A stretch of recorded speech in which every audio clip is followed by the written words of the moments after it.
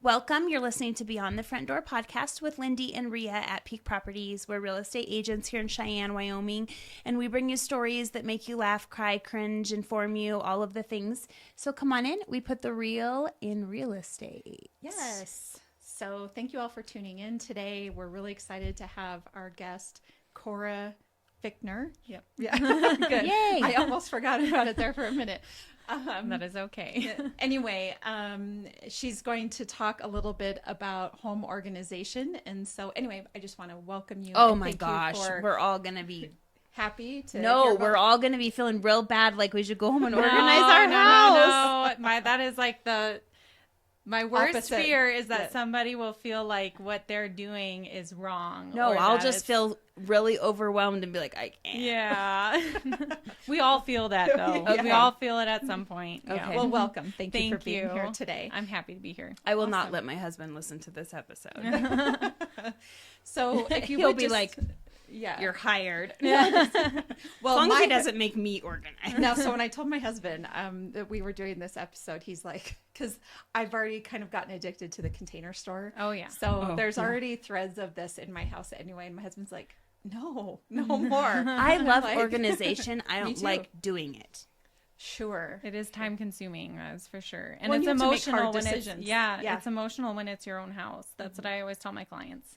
It's always more emotional for the person hiring me. Whereas for me, it's so easy for me to be like, get rid of it. Don't get rid of it, you know? Yeah. You but kind of on it's- the outside looking in. Yeah, exactly. It's a lot, it's very emotional for when it's your own stuff. Yeah. Yeah. It's funny how we get so attached to our stuff. Mm-hmm. It's just stuff, but we do. But anyway. Yeah. Sorry. What was the I got name off of your company again? It's called Simple Harmony. Simple Harmony. Okay, so Cora from Simple Harmony, if you would tell us a little bit about yourself, your family, what got you to Cheyenne, the whole shebang. Well, I am married to my husband, Matt. We've been married for 8 years. We've been together. Congratulations. Thank you. We've been together for 13. Okay. We're high school sweethearts. We met in Wisconsin, which is where I grew up.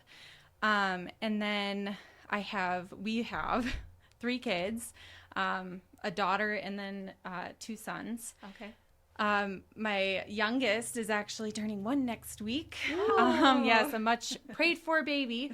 But yeah, and I ended up in Cheyenne because of my husband. So his whole family lives here. Okay. So my amazing in-laws live here. And yeah, so he went to school in South Dakota. I went to school in Wisconsin. And then after he graduated with his engineering degree, we moved here. He got a job. And yeah, the rest is history. Yes. So how long have you lived in Cheyenne then? I've lived here for 8 years since we got Since married. you got married. So you got married and moved here. Yes. We've talked about this a little bit with some of the we had a young lady on here before that kind of talked about all the big life changes that happen the year that you get married, Oh, right? yeah. Like because often it's you're getting married, you're buying a house, or you're moving, or whatever the case is, and there's all these things in 1 year, and it seems like it's a common thing that we do. Yeah. Yep.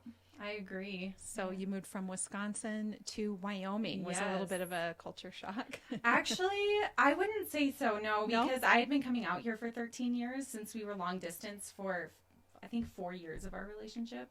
Okay. So we dated for 5 years. 1 year of it we were together, and then 4 years of it we were long distance. So I had been coming out here for holidays and stuff, and then of course his family's here, and I adore them, so they kind of make it feel like home. And yeah, so it wasn't too bad. Probably the most culture shock moment I had was when I came out here the first time. And I was like, whoa, mountains. That's And did you come out amazing. during the winter or? I had both. I think the first time I came out here I went skiing. So Oh, okay. yeah, and that was shocking. The wind is shocking. The wind is a little shocking, Yes. for sure, especially Yeah. if you're not used to it. And the other thing that's hard to get over, especially if you grew up in Wisconsin, where it's all trees and lakes, Uh-huh. and there's none of that here. Nope, none No. of that. I miss the water. Yes. Yeah, that would be the one thing that I would miss. It's the water and trees. But- Lindy and I have talked about, I was born in Minnesota, but I didn't grow up in Minnesota. I grew up in Wyoming, but of course all my family lives in Minnesota, so I would spend my summers out there. And I've always said, if I could have any property in the world, it would be lakefront Oh, property, yes. right? That would be beautiful. Yes. Yeah. Because in Minnesota and Wisconsin, that's not unheard of. You got In plenty of Wyoming, we have opportunities. what? We have Sage- planes. sagebrush. Sagebrush. We can talk about your shirt Yes, let's talk about my shirt just really while we're quick. talking about So what Wyoming has. So I love Wyoming shirts. Do you? Oh yeah. Yeah, like, and there's been several. Do you think other states have like? I mean, I'm guessing all states have like cool shirts, but I know I think Wyoming so. shirts I love. We just love to represent. Oh, We- yes. Yeah. Yes. I feel like Home. I feel like other states do it too, but I don't know. I always think seems Wyoming like I see really a lot of does it. 406 stuff in Montana. I could be Okay. wrong, but anyway, I actually just picked up this shirt this morning. It's from the Wyoming Gladiators Academy, I think is what it's called. It's a wrestling club here in Cheyenne, and so let me look it up really Just quick scoot this so way a that little if you want to. Scoot this way so you're like. Oh, yeah. You're on here. Oh, good. So it's WYO. And yeah, it's the Gladiator Wrestling Academy. So if you're interested in the shirt, get on Facebook. You're going to find that very easily. And it's a $18 donation to the club, and you get the shirt. And So cute. Anyway, Cool. I like Love it. Yeah. I love it. Anyway, so back to what we were talking about. So you moved here. You went to school. So did your degree land you in this profession? No, it did not. I only have my associates. I went to school for 2 years and then got married. And it was actually, I went for psychology. Well, kind of. Yeah. There's a lot of psychology in this, Lynn, for you can sure. relate to that too. Yeah. Oh, yeah. I have a degree in psychology. Oh, there too, we go. so Yeah, yeah, she's a realtor, so and Yeah. you know what? And hey, yeah. that works. Yeah, they mesh so well. Yes, Yeah. it goes with everything. Yes. You're counseling people through Yes. hard. It is like a therapy decision. session. Yeah. Yeah. I Yes. know more about my clients' lives than they probably even realize. Yeah, You know? exactly. Absolutely. Yeah. And but no, I went to school for 2 years, and then I actually worked with individuals who lived independently with special needs. So they were adults who just needed a little bit extra help, and that's why I went in for psychology. That was what I was interested in kind of pursuing. Sure. And then actually the first class that I took on owning a business was with that in mind, because I think that there's a little bit of a shortage of those types of programs here in Wyoming. There is, for sure. Yeah. Yep. And so that's kind of why I went to the classes and started the research to begin with. And then I became a mom. As we all do. Yes. And I have always been super organized. And I thought, I was on the phone with my sister one day. I was going for a walk. And I'm just like, you know what? I think someday I'm going to start a home organizing business. I'm going to do it. Like, this is going to happen. Oh. And then it just, you know, Ballooned it from just there. happened. Yeah. It was a lot of work, but yeah. So it started with psychology, wanted to do something else with it, and then ended up with home organizing. So, but I'm very passionate about it. So when you very first got started, did you start with like family and friends, or how did that work? I've always kind of helped my family and friends with stuff. As far as like my first clients, my first big projects were actually people from the community. Oh, wonderful. Got my name out there a little bit. I had a very, very big first project, which got a lot of exposure. So that was kind of nice. So, it makes me think of what's the TV show? No, The Home I Edit. can't watch it. oh yeah, I've seen it. So, of course, my question's like, so what, if let's say I'm feeling like a particular area of my home is disorganized and I just don't have the bandwidth to do that, what happens if I contact you? What are all the steps? Well, we start with a consultation. It's important to me that I see the space before we get started. So I will not commit to a certain number of hours or anything until I see it. Yeah. And then it's also very important to me that each plan is completely customized. So you will not go to my website and find packages like you will with some other companies. And I do like the idea of packages. However, I don't think it's taking into account the demographics that you're getting from the community. Sure. Right. So, Some people could probably afford certain things. Yeah. Or maybe it's a smaller man or versus a man. woman. Exactly, A lot yeah. of different things. Yeah. And some people are looking for the aesthetic, and some people are looking for the function, so that you get such a wide variety of people. So I don't want to put somebody in this little box and say, okay, this is the package, it's going to cost this much, before I even know what's going on. Sure. Or before I know how much they're willing to commit to the project. And so I will look at their space. They'll, run everything by me, and then I will actually write up a customized plan, and it will have everything from how many hours I think it'll take. I always over budget. Yeah. And the hourly rate, if you live outside of town, what the mileage looks like. If you're in town, the mileage is free. And it will go over basically a cost breakdown, what your goals are and everything like that, so that you know exactly what you're getting and exactly how much it's going to cost. And if you come back to me and say, hey, that's a little more than I'm willing to spend, or hey, I'd like to add something to this, then we can work with that. But at least we'll have a good baseline, and we can work together to create something that works just for that person. So, what's a common project? Sorry. Yeah, I have a ton of questions. Yeah, go ahead. You go. No, you go that's a after good it, one. Wendy. Go. But the first one was, what's a common project that you get? The most common project so far, I think pantries. It's the biggest one. Pantries, and then closets. Yeah, I was gonna say closets and stuff like that. Storage rooms. So I don't get a lot of, I've done a couple garages, but that one, I think people are happy to close the door and just let it go. My husband might disagree with you. That's good. My husband is the same way. Yes. We organized our closet, or our garage. I think it was last summer. It's so lovely to have a nice. Oh yeah. Yeah. Nice. It's a game changer. Oh, like all the hooks and all the things hanging. My question was, so let's say I was like, okay, I want you to organize this closet for me. Do you organize the closet, or do you just do it? It depends. Like how? Or do they sit there with you and go, okay, yes, you can throw that away, or how does that work? I am glad you asked that, because I think that actually changes people's budget a lot too. What I do is I ask my client at the first appointment, I say, so how involved do you want to be on a scale of 1 to 5, 5 being the most involved? How involved would you like to be? And if they pick, like, I don't want to do anything, you do it, then I will just go in. I'll usually get a code or whatever for their house, and I will go in and do it while they're at work or whatever. It's probably less time consuming. Yes, I can get so much done in 6 hours. Yeah. Well, and then that way it's less stressful for them, because when I'm working with a client, the amount of time I'm able to spend there is a little bit lower, because they get burnt out, and it is emotional, and I totally understand that. But I can do 6 hours on my own without any issues.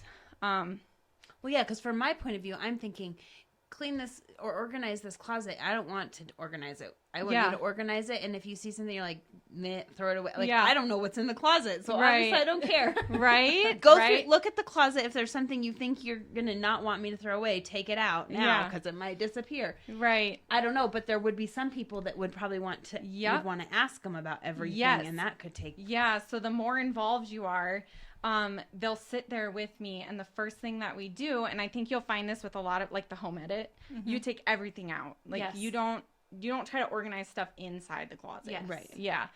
So what we would do is they would sit with me for, like, the first hour or two, depending on how big the space is, and they'll say, donate trash, donate trash, donate or trash. Yeah. Yep. And then we'll make piles and everything, and then they can either stay and help if they want to, or they go, watch a show or go do something else while I finish it, because the baseline is done.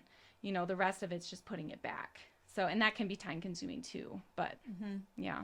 So then do you assist with, like, organizers? What was that? Do you assist with, like, organizers, like the kind of tools to organize the closet? Yep.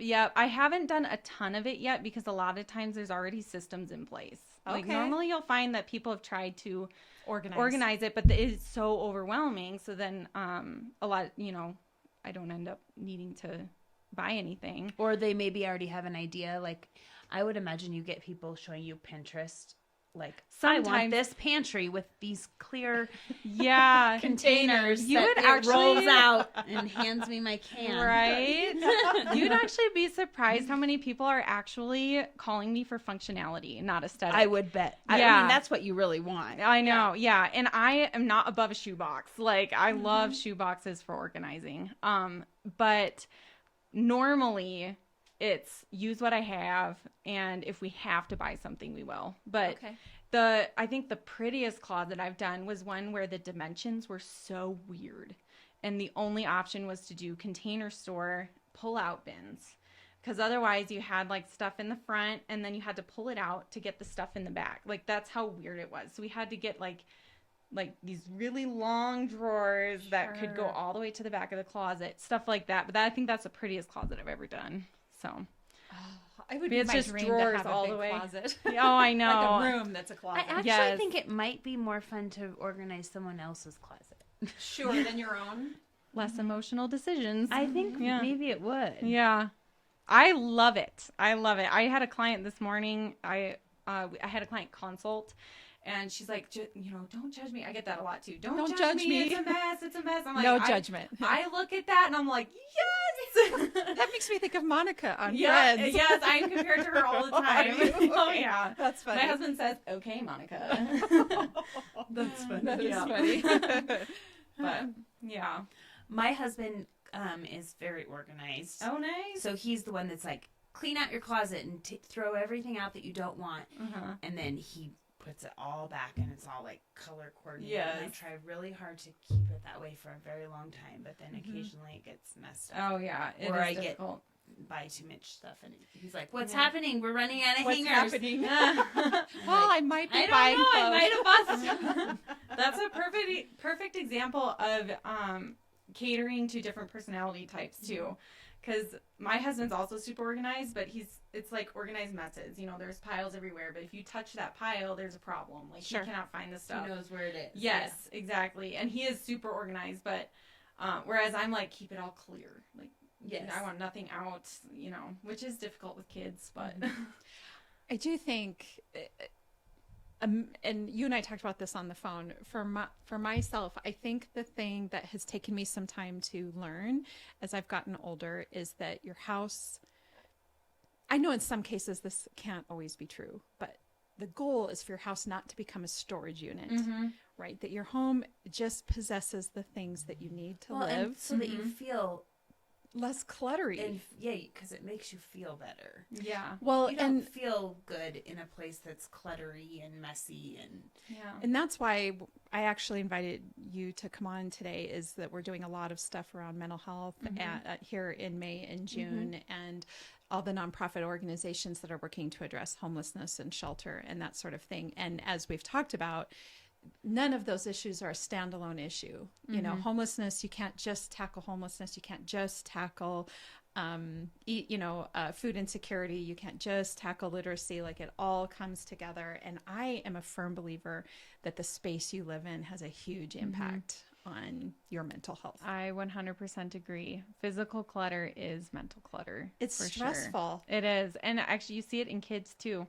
I mean, put them in a classroom that's disorganized and they are going to not behave as well. Sure. And put them in a classroom that has minimal stuff with, tidy systems, and they're going to probably be a little more well behaved. You helped organize a classroom by any chance? Yes, I have. Awesome. Yeah. I love it. Yes. So call out to teachers if you need help with organization. Yes. I just hadn't even thought of that. Yeah. Don't ask the parents. They don't want to help you. Yeah. I'm just kidding. One year, my sister helped organize books in a classroom, and she was like, I did not like that. No. Like, it was like organizing them in reading levels and all of, she was like, whoa, do not let that get out of control. 'Cause that was a big job. It was it was like a few days of doing that. If you think back to the days when we had CDs and movies or DVDs, right? All the organization that had to happen with that as well. My husband has everything alphabetized. Yeah. Oh, that's impressive. That is impressive. I would like to meet your husband. I could get some ideas. Connect on a few things. It's a joke in my family. I mean, like, all the labels are pointed forward. The fridge is organized. Everything is. If there is a drink in the fridge and there's like an odd number, he'll literally be like, "Would someone drink this drink?" And you're just like, "It's fine." Yeah. It's a little bit. It can be a little bit of an OCD thing, which is why I do think, like, even with keeping your area clean, for myself, one of the things that happens with me is that my island gets. I work on my island because it's just me and my husband. Our kids are grown, and so I work on my island. But then what ends up happening, if it's time to clean my kitchen, I can't do anything till the island's clean first. So in my head, sometimes there has to be steps. I have to clean off the island. I have to do my dishes before I can sweep, before I can mop, before I, and everything has to go in order. Yep. And I don't even know why that is, but it is. And so if I don't tackle the mess on my island, then nothing happens. Yeah. I'm not going to go do all these other things if there's a mess here. And I think that's one of the for me anyway, one of the challenges. Do you think about those steps as you're doing them, or do you just do it? You're just like, oh, okay, start with that, and then it just kind of all falls into place. Yes, it does. So yes. those are habits. I There mean, are those, habits. yeah, That's true. Yeah, you've built on those. I think that's really healthy. Oh, great. Good. Yeah. That's good to know. Yeah. Because I can't, it's sort of like vacuuming, right? Like you got to make sure all the toys are picked up and you got to you don't maybe just start- dust first. Yeah. There's a process Yeah. for everything you do. Exactly. I sometimes my poor husband, and hopefully he don't get upset with me when I say this, but let's say he needs to switch out laundry and we don't have a big old laundry room to put clothes on. So he'll go put them on the bed. Well, if the bed's not made and he puts the clothes on the bed, I'm like wigging out. I'm like, what are you doing? We can't do this. No. I know. It's got to be made first. Yeah. Well, it's another example of those personality differences. Yes, Because that's another thing I think that really messes with our mental health with cleaning and organizing, is that you're living with somebody who does something completely different. Yeah. Yes. And it's not that they're not being malicious. No. It's just that your satisfying a brains need. work so different. Yes. So like they're just like, okay, I need to get the laundry done and it's time to switch the laundry. And they're not even thinking, I should probably make the bed before first. I put that on there. To understand them would be that would be so nice, like to actually be able to understand what's going on in their brain as they're doing it. Yeah. But, we can't. So you extend grace and you kind of work with what you have. Yeah. Well, but it's so hard. Well, and then what I do is just rush over and help him fold the clothes. To get him off the unmade bed. Yes. I'll be happy with that. Yeah. Right. Yeah. But it is such a mental thing. And I think it's hard for when there's multiple people, and then add kids to the mix and it's totally different. Giving kids the power to decide where their stuff goes or how their stuff goes. That's really hard for my husband. Oh yeah, I bet. Yeah. It's hard. I was just telling you that with the lunch thing. Yeah. Oh, right. Like you gotta let your kids. You have to let your kids do some things, but he likes things done a certain way, and so he does them. And I'm like, they have to learn to do it themselves. Right. Even make your bed. They've learned to make your bed. It's not gonna be perfect. It's gonna be, you have to kind of let them do it the way that they want. They're their own person, and they made their bed the way that they, their bed should be made. But I think that's the importance of what you do and building function into your kids' rooms, because then you're setting themselves up to be independent. Yes. Like if let's say you have a 4-year-old and all their clothes are up high. Yeah. Then they can't get their clothes themselves. Exactly. And that's one more task that you have to take care of to get them their clothes, because their clothes are up high. Whereas if you put their clothes down low or make it accessible to them and functional for them, then they can operate on their own and it's not something you have to deal with. And I think that's another important part of what you do is independence. Oh, yeah. I think so too. And with the clothes too, even, this just occurred to me. I was struggling to have my kids, to have them fold their own laundry. I knew they knew how to do it. But the problem was I was having them fold it the way I fold laundry. Yeah. So it's like, you got the whole tri-fold thing and it was habit for me. Like that's just how I fold my clothes. Yeah. And finally I said, you fold your clothes how you think your clothes should be folded. And then I want you to do it from start to finish. And if you like how that is, then that's how we're going to do it from now on. Yeah. And I actually learned how to fold their clothes the way they like them folded. So I did it the opposite way, to accommodate, because I want them to want to do these things. And nobody said that the way we do it is right. We can be like that in between, go between the chores and our kids. It doesn't have to be our way. Yeah. I was just talking to your mom about that here a little bit ago about, that probably comes from an older generation of, this is the way to do it my way, blah, blah, blah. And we are kind of trying to break some of those generational cycles. We want our kids to be functional and to be able to take care of themselves. And there's more than one way to skin a cat. Yes. And we have to remember that. Yeah. Right? Yep. I agree. Yeah. And not to say that isn't a time and a place for that type of parenting, obviously. Yeah, but there's, when it comes to their own little spaces, you got to give them a little bit of that freedom and, to decide for themselves. Otherwise, how are they going to be independent? Yeah. So Exactly. I think the hardest thing for me to keep organized is my office. Paper. yes, paper's a problem in a lot of places. Paper's a problem. Yeah, And paper's a problem for me. Okay. Yeah. Mail and Well, being in the Yes. habit of immediately getting rid of junk mail, number one. Yeah. Right? Because sometimes I grab a stack of mail and I'm like, I don't have time to look at this, and I'll go set it on my desk. Yeah. And then before I know it, a week's worth of mail has piled up on my Yes. desk on top of whatever work that I'm doing. And that's really my problem, being in the habit of throwing away the junk mail right then and there. But then still having an organizational space for the rest of it. And Yes. it's still paper. Yeah. Like, how much do we actually need paper? I know. don't you think junk mail should be like illegal? It should I be. do. It really should. I do. Yes. Junk mail. Yeah. I It mean, should be. literally, it's a waste of money and So I would only make the argument that maybe local junk mail is okay, as I opposed was just thinking that to because there national. are so many mail lists you can be put on to send out like brochures and stuff. Yeah.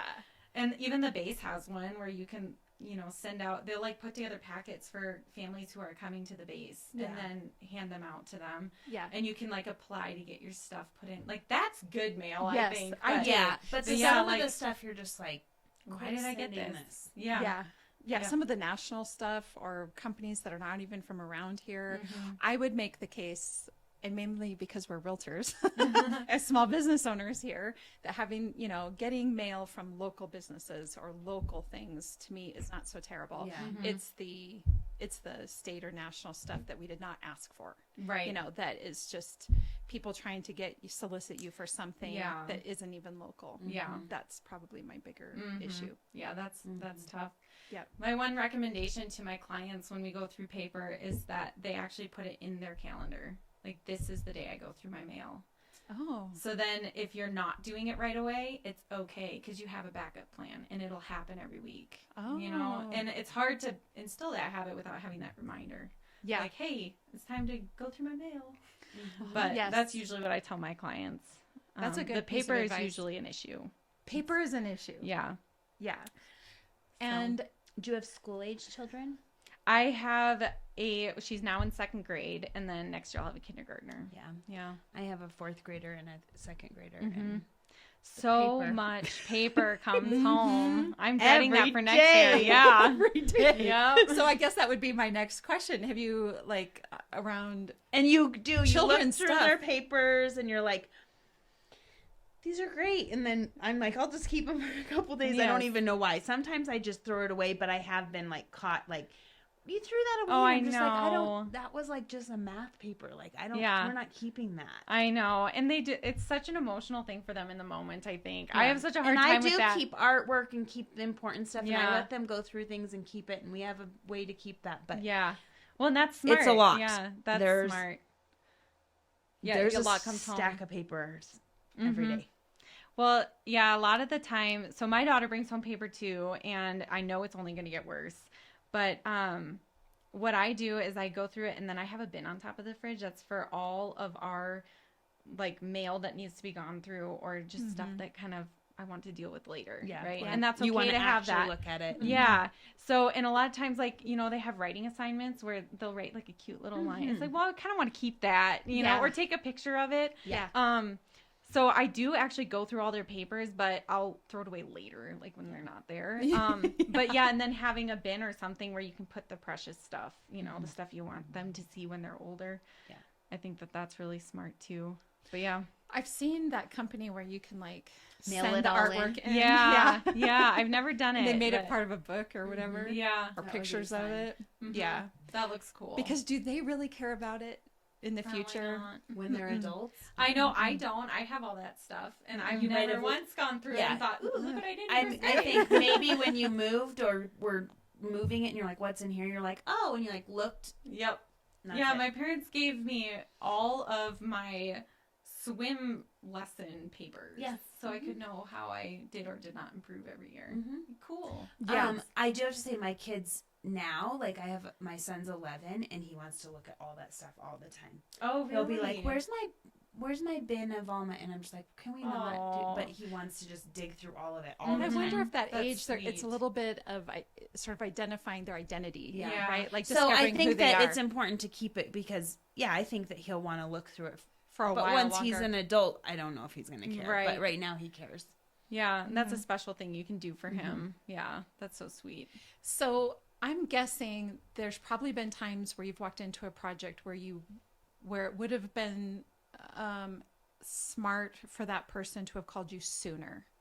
Sure. So what is that moment when a person is looking at their stuff and thinking, okay, I need support, or I would love to have somebody help me with this. Like where on the spectrum does that exist? Well, I think it's just the feeling of being fed up. Like just not wanting to Overwhelmed. live in it anymore. Yeah. Or somebody came over and saw. Commented. Yes. And I think those are the moments that are kind of like, okay, now I need to get a hold of this lady. Yeah. But I don't know. It really varies, because there have been some where I'm like, I am a little bit surprised that I wasn't called sooner. Right.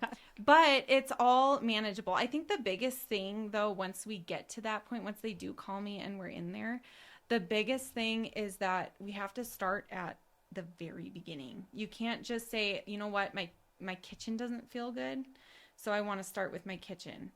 Okay, but if you're going to have other storage places for your kitchen stuff, then You're just we going need to to move it address to a different room. Exactly. And I've had clients like that too, or clients who want to be super involved who will not schedule sessions close enough together so we can actually make good progress, if that makes sense. So like because kitchens, life happens. Yeah, and kitchens are such a highly trafficked area. And this is just an example. You can't wait 5 days in between sessions to do them. You have to do it within a couple of days, which is why a lot of times I recommend pull everything out. You tell me donate, trash, keep, and then we'll put everything back. But no, you have to start at the beginning. So like I recently had a client who she wanted like her whole house done. And I was like, well, what's your biggest problem spot? And she said her kitchen. It's like, cool. And she's like, we got to the kitchen and she said, okay, all these drawers and cabinets, I would like to box up. I don't want these in here, but I don't want to get rid of them. I thought, cool. Where are you going to put it? So then she showed me her garage, and then she was like, well, I also want you to do this room because, XYZ, I want to sell stuff. I want to do all this stuff. And I said, okay, so we need to do your garage first. I know the kitchen's the biggest problem, but we need to do your garage first. Otherwise, you're going to have nowhere to go with this stuff, and then your garage is going to be really overwhelming. Yep. So you always have to start at the beginning, Oh, that's a really good point. Yeah, you can't just jump right into the middle. So Have you been hired yet to help someone who is going to sell their house? I did get hired for that, but then she didn't move. So she's still here, I guess. She was Did like, you I just don't want help it. her left her house? Yeah. She's like, turns out I don't need to move. But I was just Right. thinking this would be awesome for someone who's like maybe a couple months out and like declutter, get it ready, pack up stuff that you're like not going to use, because it's overwhelming to. That is a good idea. Yeah. I've had the one, but I haven't had any others yet. But that's definitely a service. I actually advertise that on my website too. Excuse me. So that, that's a very good resource to have, somebody who can kind of help take the emotion out of it. Because going through your stuff and then moving, that's all emotional. Because I tell people that's one of the best parts about moving. You get to get rid of a bunch you get of rid stuff. of yeah. But it's overwhelming. Yeah. Yes. So having somebody to help you with it is not a bad idea. Yeah. You know, and I'm connecting a little bit with your point about the garage and the kitchen, because as you were talking, the thing that I have tried really hard is to keep my house organized, but my utility room, because we didn't organize it properly to begin with, it's now becoming not functional, right? And it's been on my vision board. It's on my vision board for the last 2 years to tackle my utility room. Sure. And the house I came from, the utility room was huge. And so I had all these racks and everything organized perfectly. Well, the one I'm in now, it's like half the size. So we actually still have some stuff in storage that we can't move over because I haven't organized my utility room. And my kitchen is not very big. So then I do have kitchen stuff down there. And I think, too, the other thing that would be helpful for me as you were talking is, what is a reasonable number of towels to have? What is a reasonable number of sheets to have, right? You would be surprised how often I get that message. Yeah, do you? Oh, Good. yeah. I'm not the only one. So it really depends. You do, because you think, I mean, honestly, if you've had a set of sheets and you haven't used them in 2 years. Yeah. Maybe get Yeah, rid of maybe them. you don't need them. Yeah. But what if I need them? No, you don't What need if them. I need them? That's got to be the classics. I'd say with kids, definitely you want a ton of them. You know, like young kids. Right. You know, you want a ton of them. Like, you can't have enough sheets. Sure. But as far as like when you're established and you know, you're not gonna have kids wetting the bed. You know, in my opinion, you need 2 sets of sheets for each bed. Sure. And because I don't like to strip my sheets and then put them in the washer in the dryer and then put it back on the bed. I strip my sheets, put the sheets back on, and then wash the sheets. You know, like, I don't like to add more complication or go into the room at the end of the day and be like, oh, I forgot to make the bed. So They're still in the washer. Yep, exactly. They're not dry yet. Yeah, been there, done that. Don't like it. So I always say 2, and then towels.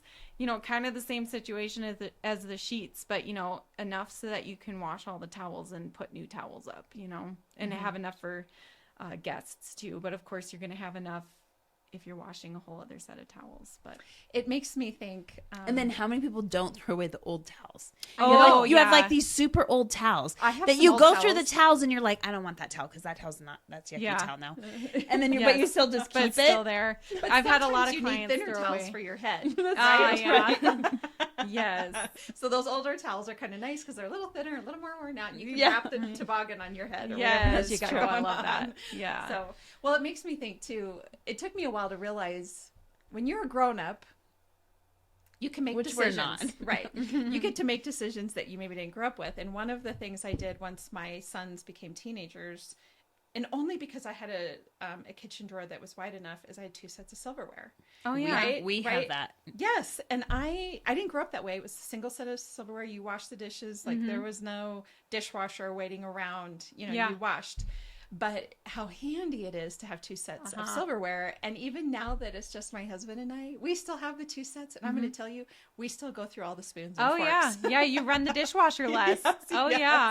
Oh yeah, Absolutely. We have all that because we have so many family members, and we don't want everyone to come over and then be like, "Oh, we're we out don't of have forks." silverware. yeah. And also with children, I don't know what happens, but I think they throw them away. Yes, they totally do. I have far fewer spoons than I have of everything else, and I just want to buy the difference in spoons. Like, can we do that? Yeah, exactly. I don't want a whole set. I No. just want the spoons. And Yes. actually, as it turns out, at Walmart, they come in like bundles of 5 or 10. And, you know, I don't need to have all my silverware matching. And so I just, you know, grab a couple little things. I love it. But you're right. And even now, Grant said to me the other day, he's like, where are all of our spoons? And I'm like, well, our sons were here a couple weekends ago. We don't know. Yes. And they're in their mid-20s, but I would imagine they're probably buried somewhere. Oh yeah, You know, yeah. it is what it is. They're somewhere living their best life. They're somewhere. It's like those stray socks, right? Yes. Oh my goodness. There must be a big black hole full of spoons and spare socks. I swear. Yep. And Tupperware lids. So, well, thank you so much. This has been really interesting, and I hope that everybody listening, you know, does take the time to think about, you know, making their homes functional, how much better it is on your mental health, how much easier it is to sleep at night when you know that everything has a place. And I do think too, not everybody has living space that is equipped with all the functionality that we really want our homes to have. And so having somebody to reach out to and talk to is kind of nice. Yep. Yeah, I'm and work always with. here. So if somebody does want to utilize your services, how can they find you? So all the social media platforms, and then simpleharmonyorganization.com. Yeah. And then all my contact information is listed there. There's a contact form. Awesome. Try to make it easy. Yeah, of course. Yeah. It's probably nice and organized, right? Yeah, sometimes. Although the website design was not easy. I know, it is hard. Yeah. It is hard. So, Lindy and I each like to ask all of our guests a question. And my question for you is, what is your favorite thing about Cheyenne? Oh my goodness. Probably the people and the culture. Like, I've never visited a place where there are so many people who like look at you in the eyes and say hi, you know. Oh, interesting. We've heard that a lot. Oh yeah. Yeah. We have I really from people that have moved here from out of state. Okay, yeah. You don't get that everywhere else. And I think that people are more connected with their community than they are maybe in some other bigger places. cities. Yeah. Mm-hmm. And I grew up in a teeny tiny town, so I mean, for Cheyenne to be a little more friendly is, you know, that is kind of a big deal. statement. Yeah. So, but yeah, definitely the people. And then I love the accessibility to the outdoors. Love hiking and how close everything is. And it's not just like the great outdoors, you know, it's the great outdoors. I mean, it's wild out here. Yes. Yeah. Like you're going from a town to nothing. Yeah. And I love that. Mm-hmm. Awesome. So, yeah. If you could buy real estate anywhere in the world and money's no object, where would it be and why? I had a really hard time when I was thinking about this question because I have never really had the desire to travel or live anywhere else. I think I've always just craved the sense of home, which it probably isn't surprising considering what I do, but just the sense of home and being with the people that I love. And so I was telling my husband, I'm like, I'm so boring, but I would just want to live here with my family and with, you know, his family and everything. And that just, I think that's what I would want above all else. Mm-hmm. But then I was thinking about it. We went through the Coconino National Forest up by Sedona a couple months ago. And I could not take my eyes off it. I'm like, it's everything I love. You've got ridges, it looks like mountains, like you've got the trees and the canyons, and I'm like, that feels like home too. Like I kind of get everything all at once. You've got the rivers, so you're getting a little bit of Wisconsin and a little bit of Wyoming and a lot of Arizona, but you're getting a lot of that all in one. But that felt, you know, like really, really good to me. I'm like, familiar. I would totally live here, but I think I would pick one of those two, but Wyoming would be number one. Maybe not necessarily here, but, you know, somewhere in on Wyoming. The east side here. Yes, I just love it here. So that's awesome. You know, you aren't the only one. As a matter of fact, I would say the majority of our guests have said that very thing. Oh, I love that. And I do think if you're living in Wyoming, you're living here intentionally, right? It's not an accident that you're here. And there are some serious weather elements that drive people out. And so if that isn't enough to deter you from being here, then you must want to be here. Yes, I do love it. Absolutely love it. That's wonderful. Well, thank you so much for joining us today. And for all of our listeners, this is Beyond the Front Door podcast. You can find us on YouTube and Spotify, iHeartRadio, and Apple Podcasts. And of course, Lindy and I are realtors. And if you're looking to buy or sell real estate, you can find us, of course, on all the social media channels, as well as www.sellcheyenne.com. Other than that, have a great day. Thank you. Thank you. So we're going to get it.